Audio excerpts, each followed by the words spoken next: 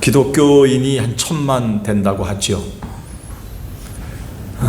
그동안 1000만이라는 말을 우리가 한 30년 동안 들은 것 같습니다.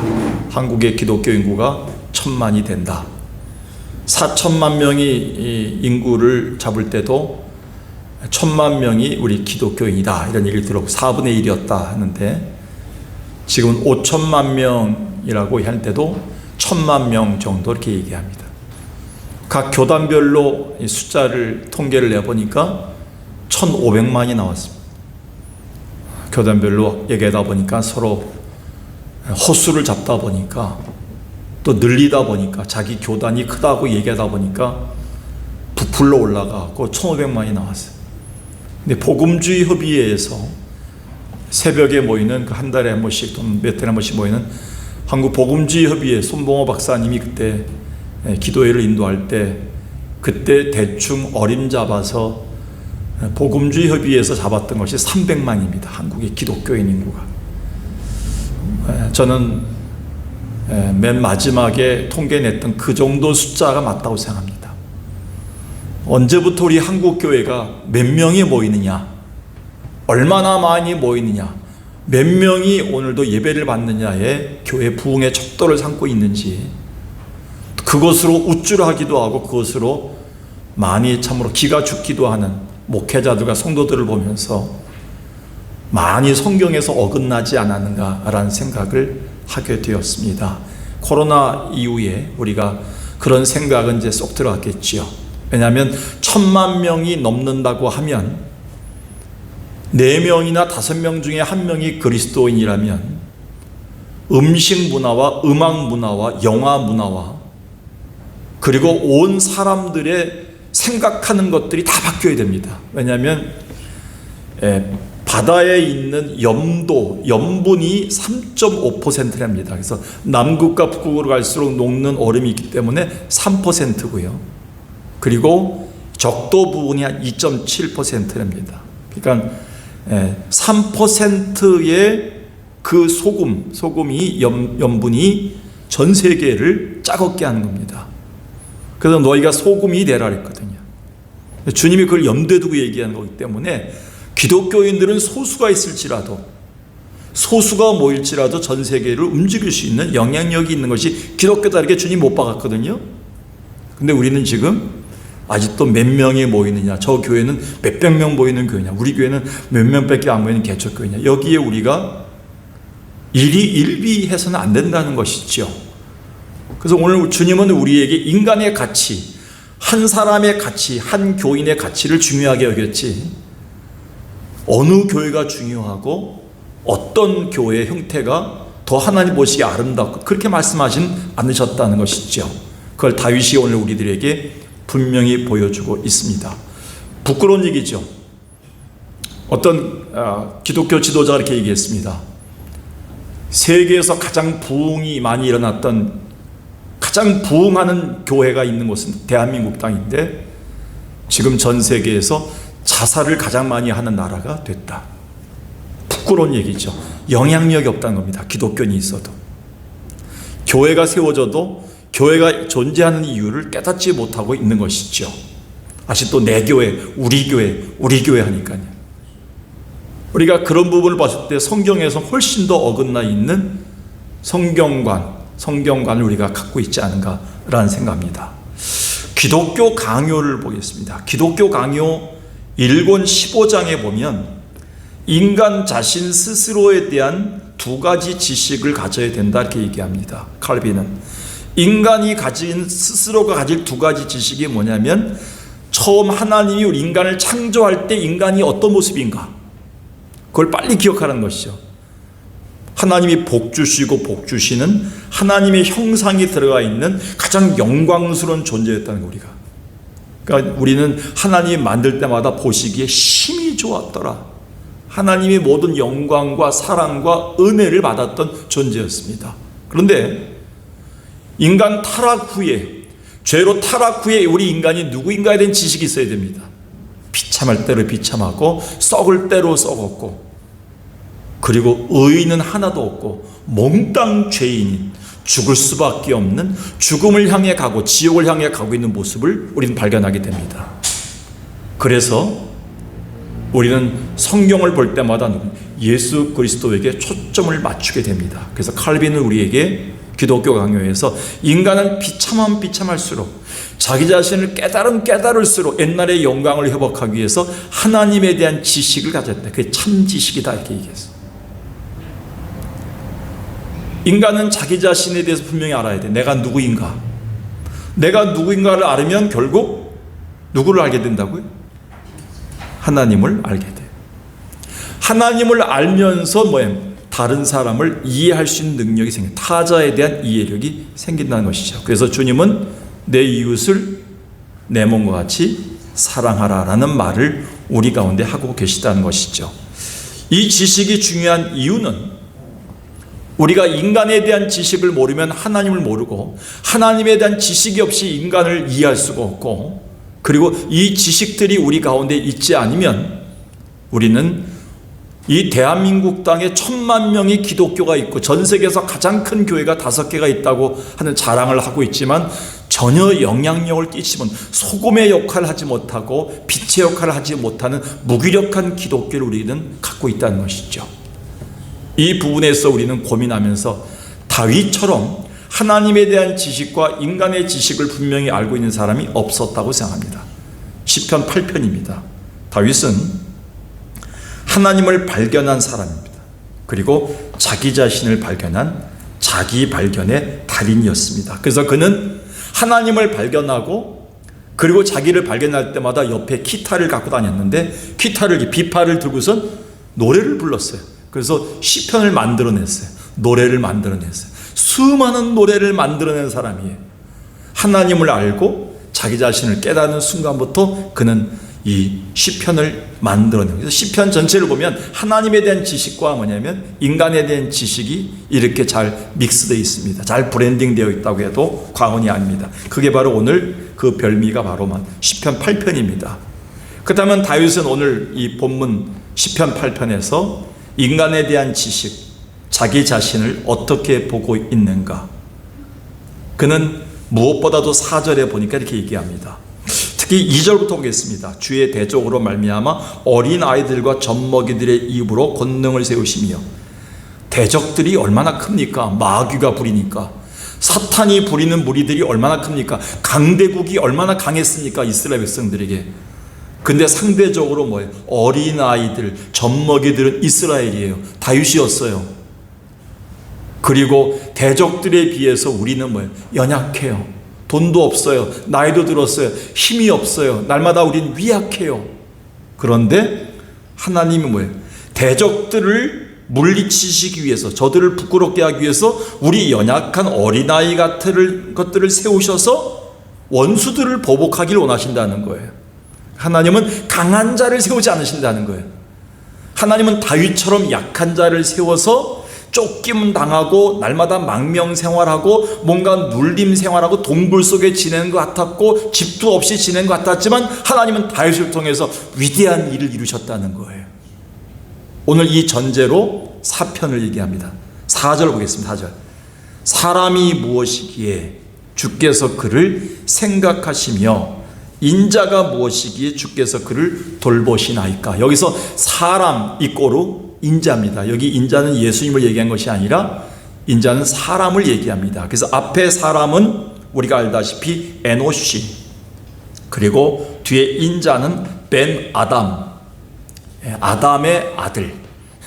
그 사람이 바로 아담의 아들이라는 개념으로 히브리어가 되어 있습니다. 이 말의 뜻은 뭐냐면 깨지기 쉬운 존재다. 에노시, 깨지기 쉬운 질그릇이란 뜻이고요. 뒤에 인자는 뭐냐면 흙으로 지어진 아들에 불과하다. 먼지로 지은, 진토로 만든 존재다. 물에 풀어지기 쉽고 깨지기 쉽고 부서지기 쉽다. 근데 우리는 염려하고 걱정하지 않아도 돼요. 누가 우리를 돌보고 생각하고 누가 날마다 우리를 케어하고 계시다고요? 하나님이 케어하신다는 거예요. 그래서 attend to care라고 써 있습니다. 성경은 attention, 다시 말해 하나님이 늘 관심을 갖고 보시는 거예요. pay attention. 늘 주목하고 계시고 늘 이렇게 손을 이렇게 들고선 이렇게 늘 만지고 계시고 깨질까봐 이렇게 하는 거. 우리 어린아이들 크는 거 보십시오. 손주들 크는 거. 애들 이렇게 딱 세워놓으면 넘어질 것 같아서 이럴 때 뒤에서 할머니나 할아버지가 늘 이렇게 대기하고 있어요. 대기하지 말래도 대기해요. 피가 들어가 있으니까. 그런데요, 하나님의 형상이 들어가 있는 가장 사랑스러운 존재를 하나님 만들어 놓으시고, 뒤에가 석광교회를 만들어 놓으시고, 귀한 권사님 만들어 놓고, 귀한 장로 만들어 놓고, 하나님께서 연약하게 늘 몸이 아프고 콜록콜록하는 그런 내 자녀들이 있는데, 그걸 만들어 놓고 하나님께서 옆에서 몰라라 이렇게, 아니, 하나님께서 늘 보고 계시다는 거예요. 할렐루야. 생각하고 돌보고 있는 존재다. 오늘도 우연찮게 어떤 권사님이 저한테 문자를 보내셨어요. 두 분이. 목사님 힘내십시오. 그리고 이렇게 성경 구절을 보냈어요. 그림을 보냈어요. 어제는 교회에 앉아있는데 목사님들이 저한테 총회에 대한 얘기로 고민하고, 월요일날 있었던 합신에서 있었던 회의 때문에 고민하면서 전화하지만, 전 목사님 1월달부터 많이 아픈 것 때문에 힘들었었는데 그래도 요즘 굉장히 좋다, 식사하자, 어떻게 전화하고 격려해 주셨어요. 저는 그것을 사람에 대한 격려라고 생각하지 않습니다. 하나님이 돌보고 있고 손을 들고 계시고 하나님을 생각하고 있는 과정이라고 생각합니다. 우린 그런 존재라는 거예요. 다윗은 그걸 깨달았다는 거예요. 잘 보세요. 내가 왜 귀한 존재인가? 하나님의 사랑의 대상이다. 주께서 저를 생각하시며, 다른 성경에 보니까 염려하고 계시다. 나를 향해서 늘 염려하고 계시는 분이 계시다는 거예요. 하나님. 그리고 저를 옛날 성경에는 권고하시나이까. 권고라는 말은 돌보시나이까. 오늘 성경에는 돌보신다. 이것을 현대 용어로 보니까 뭐냐면 간호하신다. 간호. 그거 뭐냐면 우리 가운데 간병하신다. 아픈 자들에게. 이렇게 써 있습니다. 하나님은 나를 만드는 첫날부터 지금까지 계속 하나님의 작품이기 때문에 생각하고 만지시고, 그리고 부서지고 고장난 부분을 날마다 고치고 계시다 이 뜻입니다. 그러니까 다윗이 뭐예요? 얼마나 감사해서 그 옆에 있는 기타를 들고 또 찬송할 수밖에 없는 거예요. 여호와 나의 주여, 주의 은혜가 얼마나 좋은지 찬양을 하고 있습니다. 생각하면 생각할수록 깨지기 쉬운 에노시, 흙으로 지어진 부서지기 쉬운 인자에 불과했던 내가 베나담인데 무너지지 않게 하시고 치료하시고 생각하시고 돌보고 여기까지 오게 하셨다는 거죠. 그래서 우리 가운데 누구도 하나님의 창조 작품이나 사랑의 대상이 아닌 자는 아무도 없습니다. 그래서 장애우들, 사회적 약자, 높은 자나 낮은 자도 모두 하나님의 깊은 사랑과 고려 가운데 지내는 백성임을 존중해야 됩니다. 아프리카 사람이든 동남아 빈국에서 온 근로자 할지라도 하나님이 깊이 생각하시고 돌보고 계시는 존재임을 우리는 알아야 됩니다. 그래서 우리는 박윤선 박사님의 말을 늘 우리가 새겨야 됩니다. 제가 얼마나 많이 말씀드렸습니다. 당사자가 바로 옆에 임석하지 않는 한은 그 사람에 대해서는 절대로 판단하거나 언급하지 마라. 정답이죠. 하나님이 사랑하고 존귀하게 여기고 하나님이 그렇게도 돌보고 있는 존재를 함부로 우리가 재단할 수 없다는 거예요. 이 교회는 문제가 많고 저 권사님은 문제가 많고 저래서 안 되는 거야 라고 얘기할 수는 없다는 것입니다. 우리는 하나님의 사랑과 간호의 대상을 함부로 내가 재단할 수 없는 대상임을 우리는 분명히 알 때 한국의 세계 자살률 1위라는 오명을 씻어낼 수 있지 않을까요?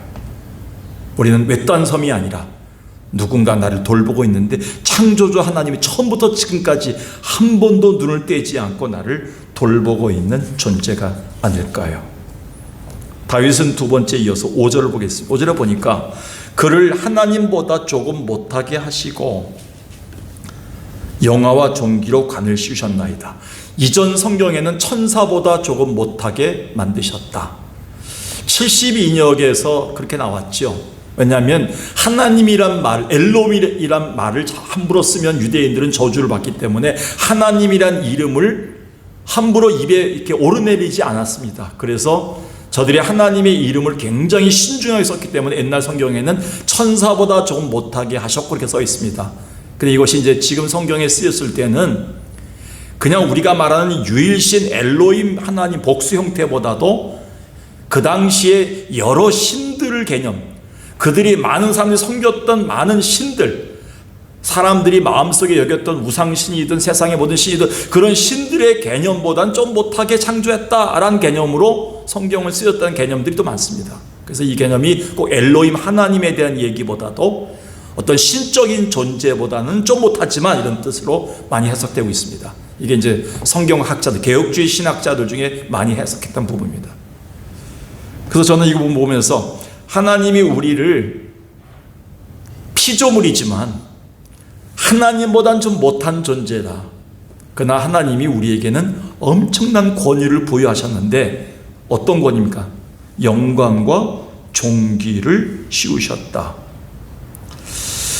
영화와 존귀로 관을 씌우셨다. 영화와 존귀는 왕에게만 씌울 수 있는 말입니다. 그러니까 왕에게만 쓸 수 있는 말이 영화롭다 또는 존귀하다라는 말을 씁니다. 로열. 그래서 굉장히 중요한 말입니다. 이 말은. 그래서 왕권, 왕실에만 쓸 수 있는 단어입니다.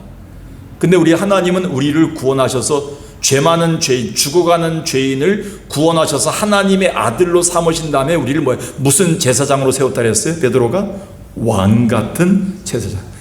그것도 무슨 옆에 무슨 상인 같은 제사장, 어부 같은 제사장 이렇게 비유해야 되는데 그냥 하나님은 하필이면 왕 같은 제사장으로 우리를 만드셨다. 여러분들이 나가서 전도할 때, 교회에서 봉사할 때 나는 왕자다, 공주다 라고 생각해야 됩니다. 그러니까 왕자병이 좀 있어야 돼요. 공주병도 좀 있어야 돼요. 그래서 황공주님, 그리고 윤공주님, 그리고 황왕자님, 이 왕자님, 이게 서로. 그리고 왜? 하나님이 왕이시기 때문에 왕 같은 아들이고 왕 같은 딸이에요. 그런 뜻이에요. 그래서 하나님이 우리에게 뭐냐면 왕에게만 씌울 수 있는 그 영광과 존귀를 씌워서 우리에게 직분을 주시고 이 땅의 사람으로 살게 하셨다는 거예요. 그러니까 우리가 예수 이름으로 기도할 때 하나님 받으세요, 안 받으세요? 받으셔요. 받을 때 보니까 하나님께 영광 돌리는 거예요. 그리고 우리가 한 사람 전도해서 제자가 됐을 때 하나님이 어떻게 해요? 영광 받으세요. 우리에게 영광의 빛이 있기 때문에 가능한 거예요. 영화를 씌우셨기 때문에 가능한 거예요. 그리고 하나님이 우리를 통해서 수많은 사람들을 구원하고 수많은 사람들을 도와줄 때 그 사람도 뭐냐면 하나님의 귀한 형상을 입을 수 있어요.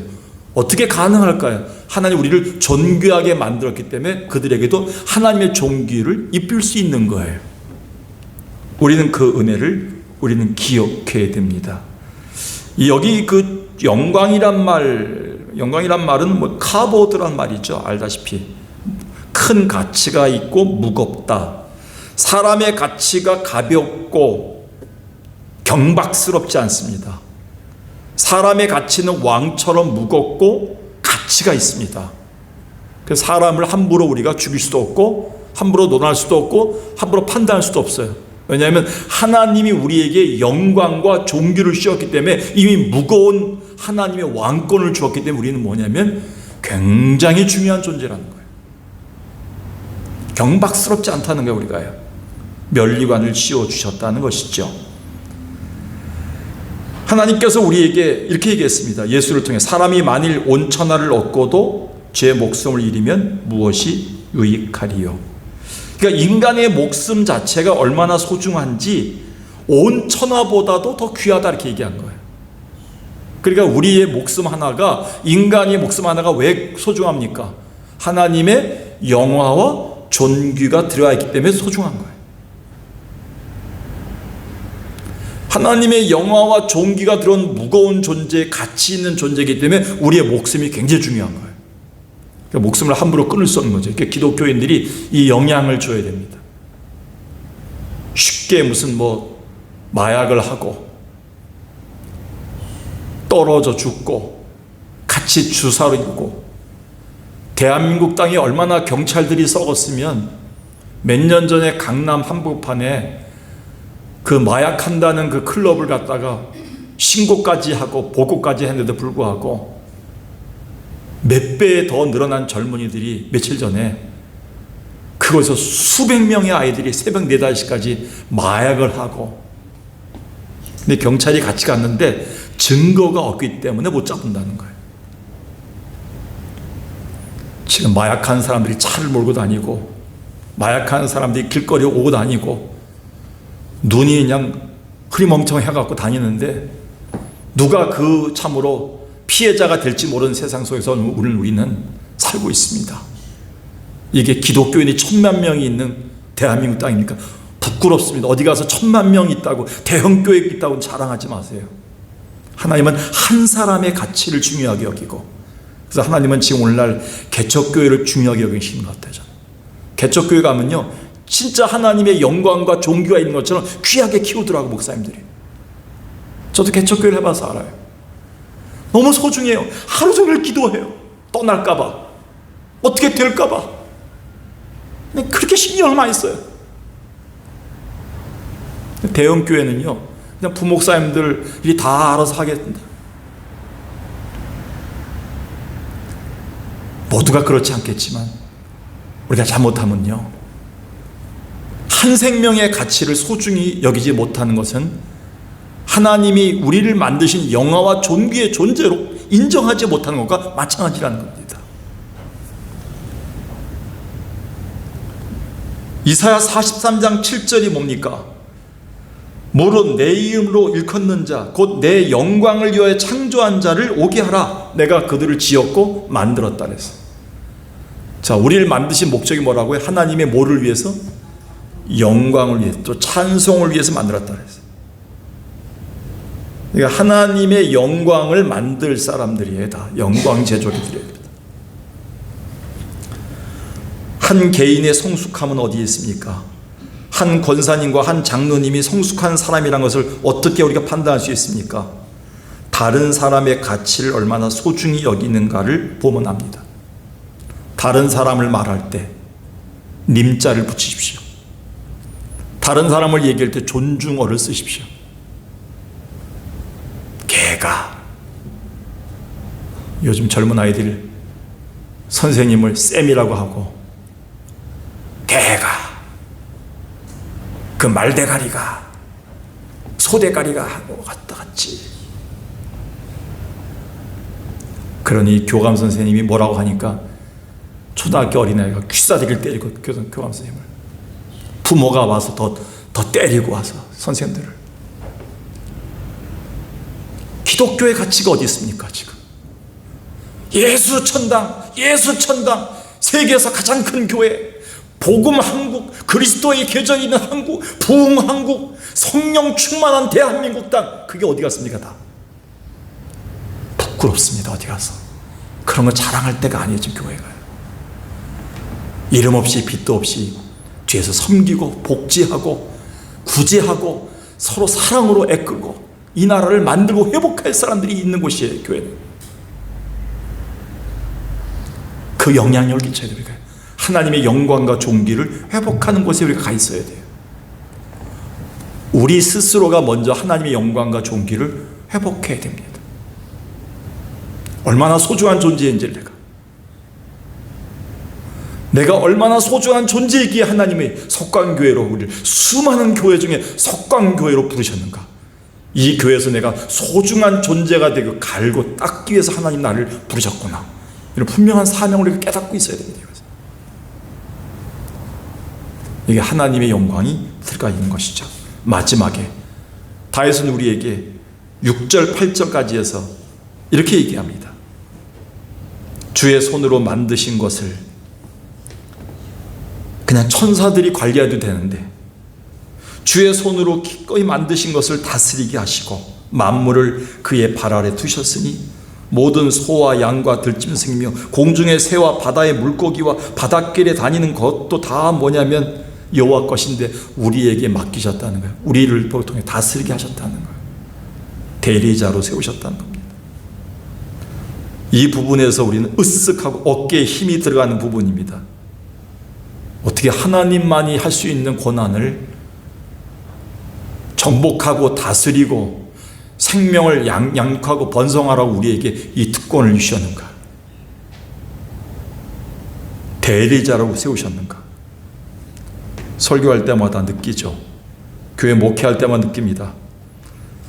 하늘 찬양대나 천사 중에 하나가 또 참으로 가브리엘이 와서 직접 설교하고 당회를 이끌고 재직회 이끌고 석가교회를 이끌어 나간다면 문제도 없고 부족함도 없이 다 나갈 텐데, 잘 나갈 텐데 왜 부족한 전상일에게 맡기시고 부족한 우리 목사님들에게 맡기시고 우리 부족한 우리 장로님들 권사님들에게 맡기셔서 부족한 우리 가정을 천사들이 와서 통치하면 애들이 불평 없이 자랄 텐데, 애들이 참 힘들지 않고 자랄 텐데 왜 우리 같은 부족한 부모에게 맡기셔서 가정을 다스리게 하셨는가? 우리 집에 강아지도 제가 느껴요. 이렇게 나이가 들어가면서 죽을 때가 다 됐는데 왜 부잣집에 맡기지 않으시고 왜 좋은 데 맡기지 않으시고 나한테 맡기시나 가끔 생각해. 왜 소나 양이나 말이나 왜 또 이 땅에 있는 각종 피조물과 이 땅의 나라, 이 나라와 이 민족과 전 세계의 자연을 하나님이 왜 우리에게 맡기셨는가? 함부로 자연을 갖다가 우리가 훼손하고 있는데도 불구하고 하나님이 그래도 우리를 믿고 맡기셨다는 거예요. 오늘 우리는 이런 사실 앞에서 다윗은 감사할 수밖에 없어요. 하나님 왜 나에게 이런 일을 맡기셨는가? 하나님이 하셔야 될 일을 나에게 맡기시다니 한마디에 말해서 뭔가 하나님의 은혜다라고 얘기합니다. 요즘 멧돼지가 서울 도심 한복판을 휘젓고 다닙니다. 오늘 200년 만에 와야 될 비가 도봉구에, 성북구에, 파주에 한나절 내렸답니다. 이런 비를 200년 전에만 왔었답니다. 한번. 이런 비가 얼마나 많이 올지를 기상학자들이 예측할 수 없답니다. 앞으로.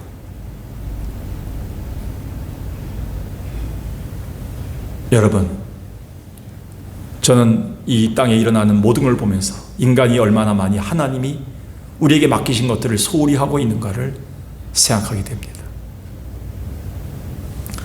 오늘 시편 기자는 다윗은 우리에게 분명히 우리가 누구인가를 분명히 알아야 될 인간에 대한 지식, 사람에 대한 올바른 지식을 배우라고 말씀하고 있습니다. 그것은 곧 우리에게 모든 것을 맡기고 영광과 존귀로 씌우시고 끝까지 생각하고 돌보시는 하나님이 누구인가를 알게 하는 지름길이기 때문에 그렇다는 것입니다. 오늘 우리 자신을 깊이 알면서 나를 사랑하고 그리고 타인을 사랑하면서 그리고 곧 나와 타인을 만드신 하나님을 바라보면서 그 하나님께 감사하고 그 은혜를 누릴 수 있는 복된 여러분 되시기를 주의 이름으로 간절히 축원합니다.